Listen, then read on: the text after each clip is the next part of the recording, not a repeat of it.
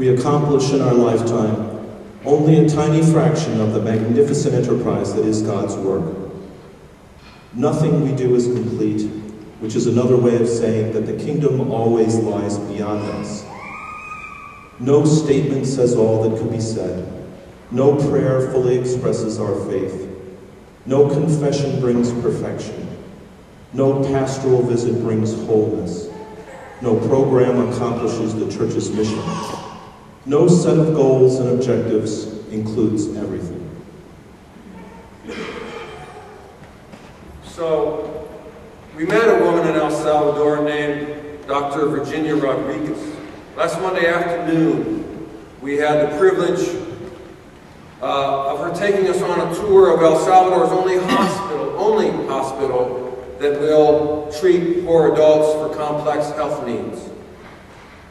No matter whether you live on a volcano in the northeast corner of the country, if you're going to get chemotherapy, you must take a bus to the capital city of El Salvador and stand in line, long lines. And the hospital actually defies description. It was sent to El Salvador in pieces by the Belgians back in the late 1800s, and then it was riveted together on the spot. It's a huge, I think, U-shaped structure built entirely of steel and connected by a labyrinth of courtyards and open walkways. It's like walking in the hull of a giant ocean liner, only it's 90 to 100 degrees and humid. On our tour, we passed open wards lined with beds and people bandaged like mummies, people with severe wounds and illnesses lying near naked and open and surrounded by millions of distressed visitors moving pell-mell all around them and lining hallways and walkways as if in a New York City subway. I kept thinking of movie scenes I had seen of Civil War hospitals as Dr. Rodriguez led us on tour and painted a grim picture of abandonment of the poor by the central government. In her steel conference room, littered with boxes and computers and adorned with dirty walls, she was relentless in her description and commentary. She was relentless in her commitment. She spoke of family and friends who, having fled El Salvador in order to lead a safer and more affluent life elsewhere, would call her a loser for choosing to stay. Trained in France, she had choices, but still she stayed and she worked in all that chaos.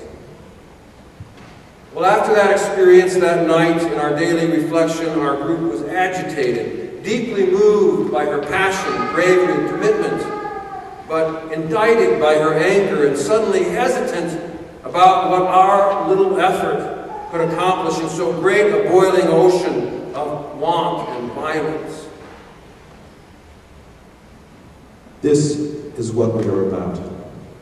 We plant seeds that one day will grow. We water seeds already planted, knowing that they hold future promise. We lay foundations that will need further development.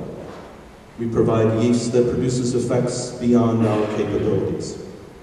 We cannot do everything, and there is a sense of liberation in realizing that. This enables us to do some things and do them very well. It may be incomplete, but it is a beginning, a step along the way, an opportunity for God's grace to enter and do the rest. Often, too often, we assume that we are the tree upon whose branches success and failure hangs, when in fact, we're only a very small seed fallen from the tree. And often, too often, we imagine our first effort or our first action is what we were called to do, when in fact it was only one stone in a foundation. Often, too often, we imagine that we are limited by our personal capabilities, when in fact, we've not even begun to imagine the impact of our puny little capabilities and how they can be wielded by God. It's true that we cannot do everything, and that what we accomplish will always be incomplete. But often, so very often, we forget or we disbelieve that our efforts are an opportunity for God, and that is what makes our efforts valuable, not the other way around. Our efforts are an opportunity for God. Just take that in and hold that for a minute. Our efforts are an opportunity for God's grace to slip in and do the rest. We may never see the end results, but that is the difference between the master builder and the worker. We are the workers, not master builders, ministers, not messiahs. We are the prophets of a future, not our own. Workers, not master builders. Ministers, not messiahs. Prophets of a future, not our own. To go back to the beginning, we do not get to know the results. We don't. All of us are like Dr. King on the eve of his assassination, standing at the border of our lives without knowing the results of our labors.